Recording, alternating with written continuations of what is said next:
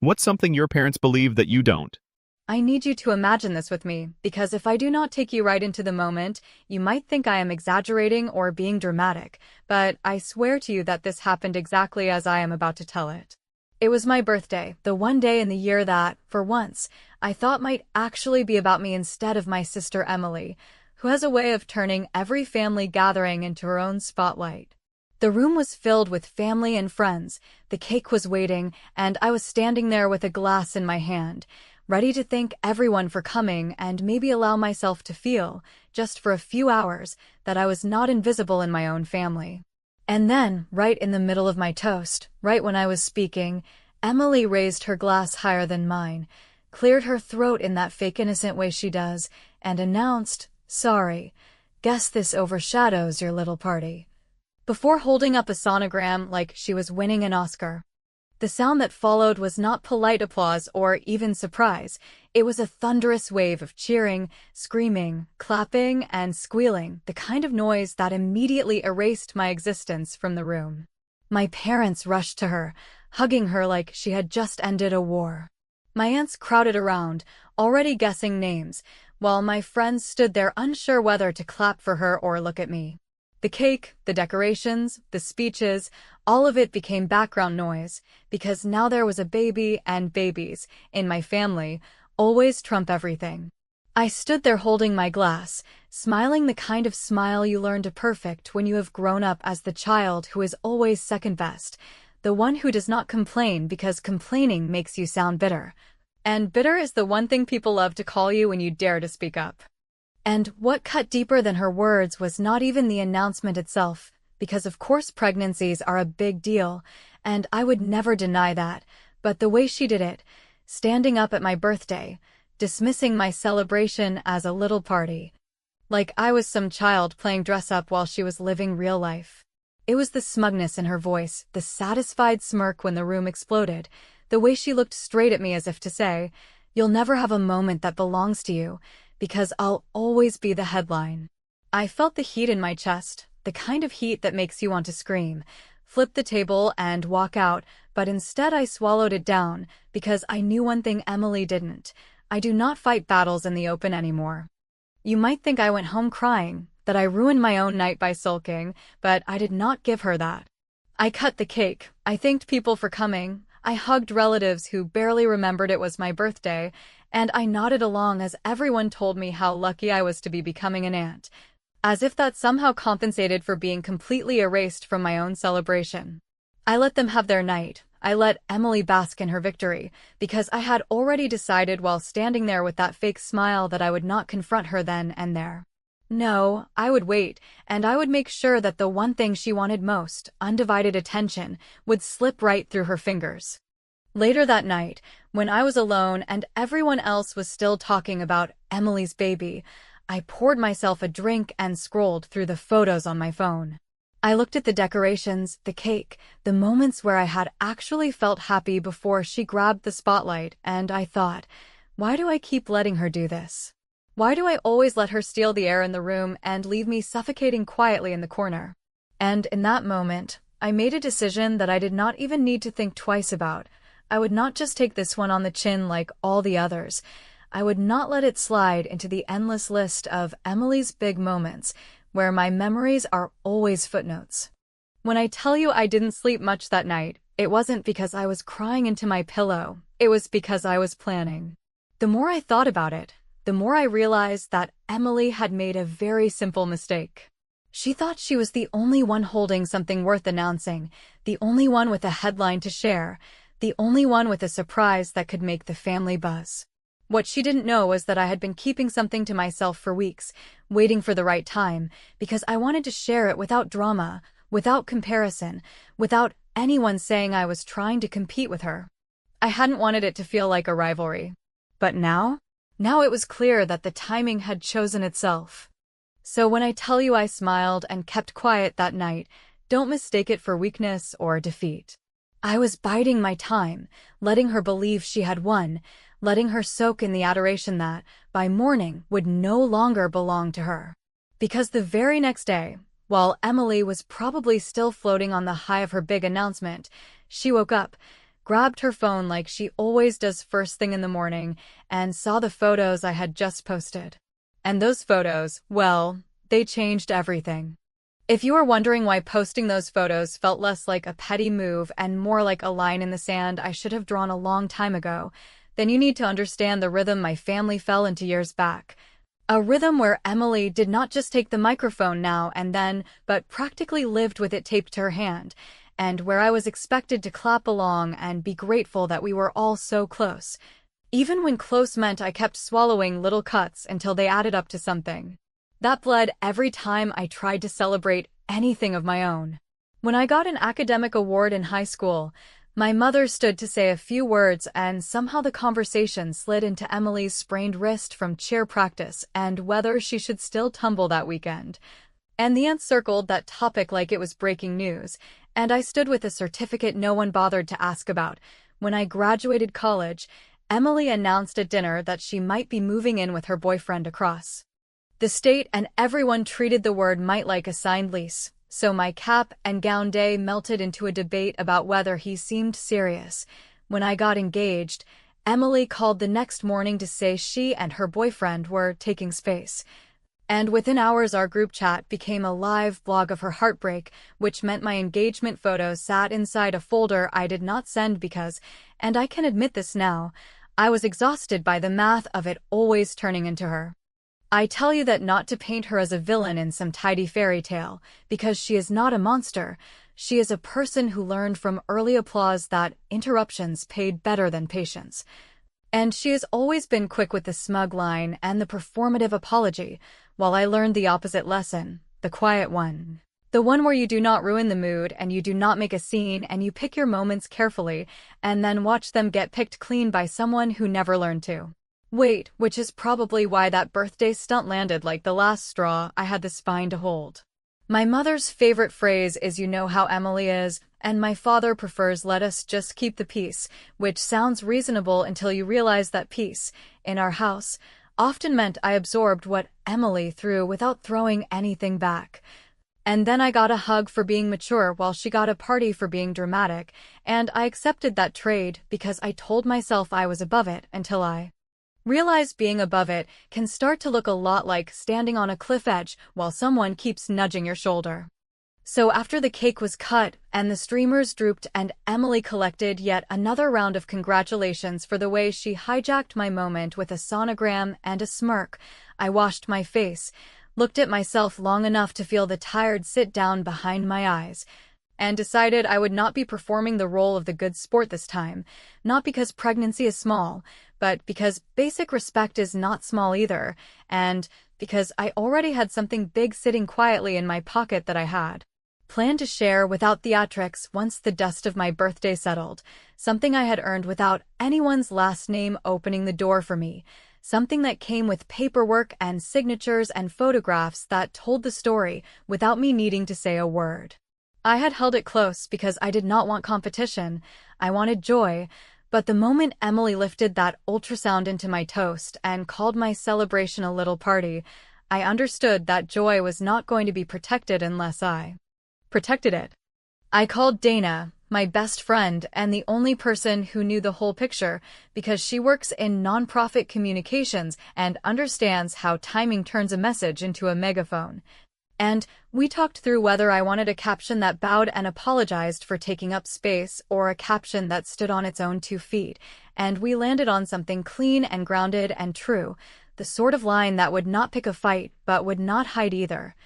And then we stacked the photos in an order that built without bragging, a quiet sequence that started wide and moved close, like a calm hand guiding eyes to what mattered. I changed my privacy settings so that extended family could see the post without needing to ask for a link. I untagged Emily from last night's pictures because I was done providing her a stage in my moments. I wrote a short note to my parents thanking them for coming and telling them I had news they would be proud of, which was both honest and a small boundary because I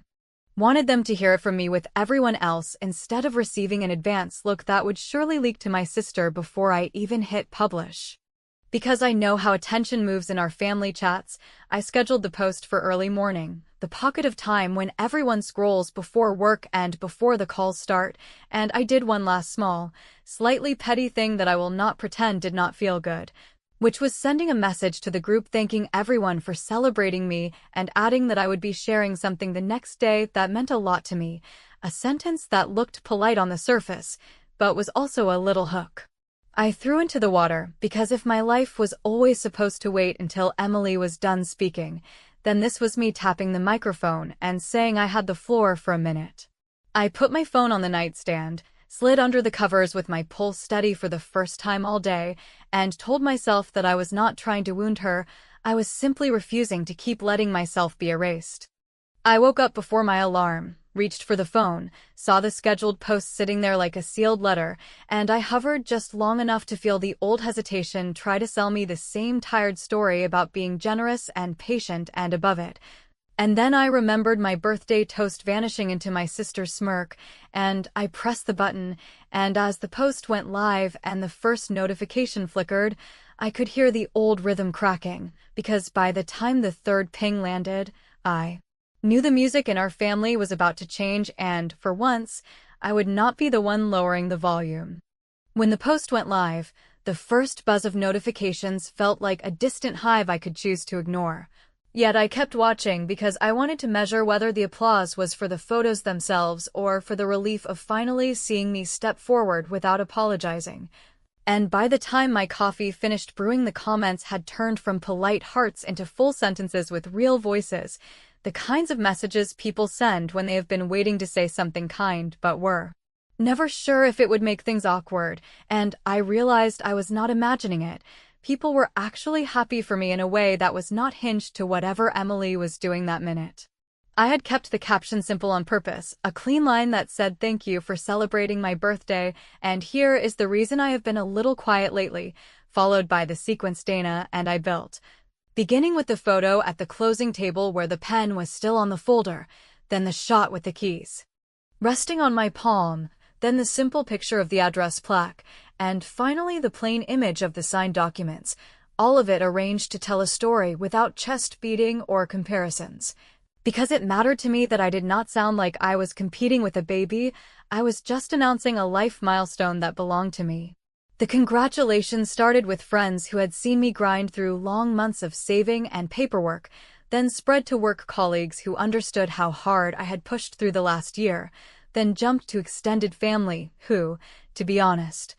often forgot to ask about my job but suddenly wanted to know where the neighborhood was and how soon they could bring a housewarming plant, and the tone of the day shifted from me being the side character at my own celebration to me being a whole person whose choices could stand in the light without asking permission. My mother called first with a voice that tried to balance enthusiasm and caution, asking a string of questions about inspections and interest rates and whether I had chosen the right insurance, and beneath the practical talk there was a softness I have not heard in years, as if she was recalibrating what it meant to be proud of me, and I answered her calmly because I needed her to hear that I had done the work and did not need rescuing, and when she whispered that your father is smiling so big right now, I let that land even though I knew it came wrapped in another sentence that would arrive later about making sure Emily still felt supported. My father texted a line that said you did this on your own and I am impressed, which, from a man who prefers let us keep the peace, felt like an earthquake moving furniture inside our house, and I stood there with my phone in my hand feeling a small piece of anger loosen. Not because the past did not matter anymore, but because for once I was not the only one holding it. The group chat woke up slowly, cousins chiming in with celebratory notes, an aunt asking whether the living room faced the street like she had guessed years ago, old neighbors dropping by with memory snippets. And I watched the conversation gather momentum around my news while feeling the familiar tension of waiting for Emily to arrive, because she always arrives when the room is full and the lights are bright. And sure enough, she slid into the thread with a congratulations that sounded like a press release and a comment about how babies make houses feel like homes, a sentence that was meant to reel the attention back toward her without looking like a grab. I did not bite. I did not mention her toast or the word overshadow. I just replied that I was hosting a small brunch next weekend and would love to see whoever could make it. And then I posted a separate message to our parents telling them I was grateful they came to my birthday and that there would be a room with their names on it whenever they wanted to stay, which felt like a quiet correction to years of me acting like a guest in my own life. Within an hour, my phone rang and Emily's name appeared, and I answered because I am done avoiding her and because I wanted her to hear every calm syllable from my mouth, and she launched right into the script I expected, saying she was happy for me, but this timing felt pointed and maybe I should have waited a week so she could enjoy her news without feeling like I was trying to one-up her. And I let her talk until she ran out of breath, and then I told her that I had waited long enough in 100 different ways, and I would not be waiting anymore, not for a day, and not for a feeling that never came, and I said that my life does not exist in the pauses between her headlines. She called that selfish, and I said that if self-respect looks like selfishness to her, then she has been standing too close to her own reflection for a very long time, and I ended the call before she could turn my words into another performance. Then I did something small that felt like a scalpel, not a hammer, which is how I prefer to cut when cutting is necessary. I opened the settings on the post and pinned the first comment I had written hours earlier but left unposted. A steady note that thanked everyone for celebrating and invited them to the brunch with an address and a time, adding that I would love to raise a glass to firsts, which was both literal and also the quiet statement I needed on the record, and when I hit send and saw it lock at the top, I felt the balance click one notch in my favor. My phone buzzed again and again, and while the sound pulsed, I stood in the entryway of a place with new locks and my name on the paperwork, and I realized that the old rhythm really might be changing, and that the person most upset by that was not going to be my parents or my aunts. It was going to be the sister who believed she owned the volume knob forever, and as that thought settled, the doorbell rang and I looked through the peephole to see who had decided to show up unannounced, because it was not Emily, and it was not a delivery. It was someone whose arrival could tilt this day even further in my direction. And I reached for the deadbolt knowing exactly what I would say when I opened the door.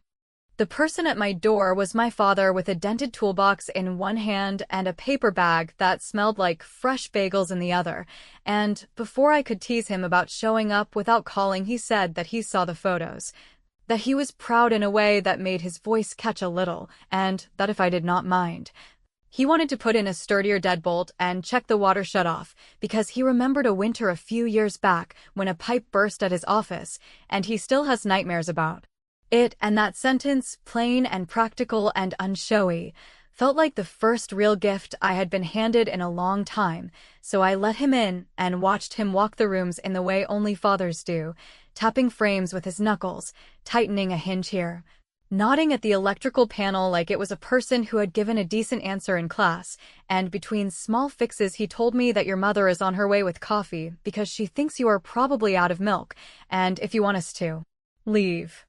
after a quick hello, we will, but if you want company while you unpack, we can do that too. And I realized I was hearing an offer I had always wanted, though I never said it out loud, which was uncomplicated help without a speech about who deserved what attention. We took a tour that ended in the spare room at the back, a blank space with good bones that I had mentally labeled office, but when my father stood in the doorway and said that a decent pull-out couch would fit there and it might be nice for us to stay sometimes, I felt something shift, and before I could answer, the front door opened and my mother called out in that half-scolding, half-relieved tone that belongs only to women who have carried a family on the back of their calendars, and she hugged me longer than she usually does. Then she said she loved the light and asked where I wanted the coffee set down and whether I had a broom. Then she walked the same route my father had walked, except she was already planning where to hang a small corkboard for recipes and which closet needed shelf liners, and when we reached the spare room she looked at my father, then at me, and said if you wanted to call this the grandparents' room, I would not be mad, which landed like a bell in a quiet church because it reframed the story without insulting anyone, and I nodded because I liked the sentence and what it did to the balance of things. While my father measured the door and my mother wiped a counter and I opened boxes that I had packed in the study, boring months when everything about this plan could have fallen apart, my phone vibrated with a new round of notifications. And tucked among the congratulations were a couple of messages from relatives asking whether Emily was planning a gender reveal, and if so, when. An ordinary question in most families, but in ours the start of another performance, and I felt that old pressure to surrender my calendar so she could pick the spotlight hour. Then I took a breath and did something both generous and strategic that made my mother beam and made my father grunt in approval, which was posting a new photo of the spare room with a folded blanket on the chair and a short caption that said, "This will be the grandparents' room whenever you want to crash after dinner. And we will be hosting a small brunch next weekend to plan Emily's baby shower with whoever wants to help, because I mean it when I say that growing our family should feel like a team win." And I hit publish not to steal anything but to define the playbook before anyone else could turn it into a circus. The replies came fast and warm in a way that surprised me, with aunts signing up to bring quiche and fruit and cousins offering to handle decorations, and a family friend volunteering a bakery discount. And tucked in the stream was a private message from my mother that said, "Thank you for doing this," which I knew was code for thank you for getting out ahead of what was about to become exhausting. And then, right on cue, Emily called with that bright tone that always starts like a compliment and ends like a warning, saying it was sweet that I wanted to help, but she had been thinking a backyard reveal at her place in about 3 weeks would be better, because then it would feel like her event and not mine. And I told her calmly that a backyard reveal sounded fine, that the brunch was about making a plan, not stealing a moment, and that if she wanted a different venue or guest list, she could say so at the brunch where, by the way, our parents would be present, which meant the old habit of telling each person a different story would not work this time, and I could hear the tiny pause where she calculated the odds and did not like them.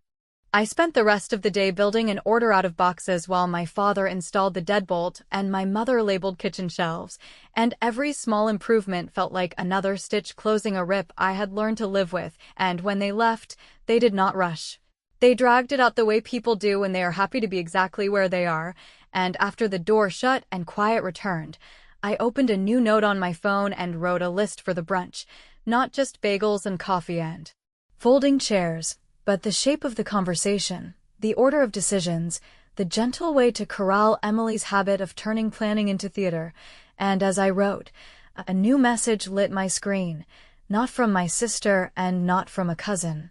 but from someone who rarely reaches out and never without a reason, my grandmother's oldest friend who has watched the push and pull in our family for decades, asking if she could stop by the brunch, because she had something small she thought I should have. And as I read it, my chest went steady and my mind clicked to a memory of a ring that Emily always assumed would someday live on her hand, and I realized that the final move I needed might arrive not with a speech, but with a box that closed with a soft snap. By the time Sunday rolled around and the doorbell began its steady rhythm, the house smelled like coffee and toasted bagels and something calmer than celebration, a feeling I had been trying to build ever since the morning I posted those photos. And as people drifted in with casseroles and flowers and awkward jokes about how grown-up everything suddenly felt, I found myself guiding them toward the dining table where I had laid out a simple plan for Emily's shower that was clear without being controlling, a list of tasks written in plain language, a budget that left room for kindness, and a timeline that would not swallow anyone's weekends. Because if we were going to do this, we were going to do it without theatrics. And I was determined to prove that family can be organized without turning anyone into scenery. Emily arrived a little late with a bright smile that had too much sugar in it and a laugh that floated over everyone's sentences, and she kissed the air near my cheek while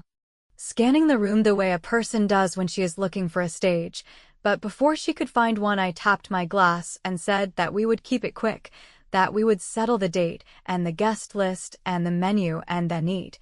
And there was a quiet chorus of relief that told me I had guessed correctly about what people wanted, which was not another performance, but a plan that respected their time.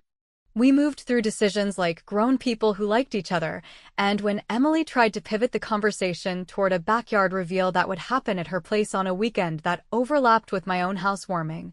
I smiled and said that we could keep the reveal separate so that her moment would breathe and my new walls would not become a prop, and I added that I would cover the deposit for a small venue so no one had to scrub their deck after,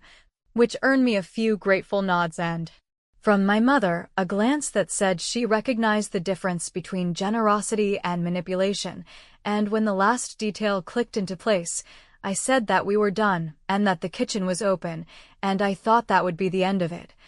A clean meeting where I had gently shifted the rhythm without drawing blood. Then the doorbell rang again and my grandmother's oldest friend stepped inside holding a small box that looked like it knew secrets. And she kissed my cheek and greeted my parents and took Emily's hands in hers and said she had been thinking about this for weeks, but she wanted to be sure.